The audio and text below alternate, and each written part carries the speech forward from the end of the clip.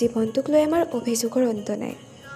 জীৱনৰ বেছিভাগ সময় কিজানি আমি প্ৰাপ্তি অপ্ৰাপ্তিৰ হিচাপ কৰোঁতেই চলি যায় আৰু সচৰাচৰ আমি পোৱা বস্তুটো পাহৰি যাওঁ, কিন্তু নোপোৱাটো বিচাৰি হাবাথুৰি খাওঁ।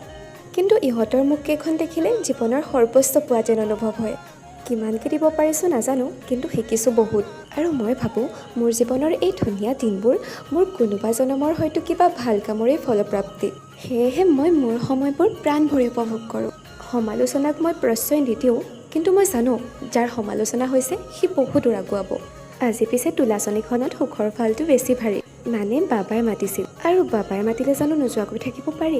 মোৰ জীৱনত যদি কোনোৱেই নাথাকে তথাপিও তেওঁ আছে, তেওঁ থাকিব। Because he is my biggest protector and I am always thankful to him. গৰমটো বেছ ধুনীয়া, কিন্তু হ'লে কি হ'ব? আমাৰ ৰুটি খাব মন গ'লে আমিতো ৰুটি খামেই। এয়া তৃষ্ণাৰাণীৰ আখলৰ পৰা আজিৰ খাদ্য সম্ভাৰ সাজু। আৰু এইটো কিয় ইমান ধুনীয়া? মানে পিছে সকলোকে ৰাখী পূৰ্ণিমাৰ বহুত বহুত শুভেচ্ছা। নিস্বাৰ্থ মৰম আৰু ভালপোৱাৰে মোক আৱৰি ৰখা মোৰ মৰমৰ মানুহখিনি সদায় ভালে থাকক, সদায় কুশলে থাকক।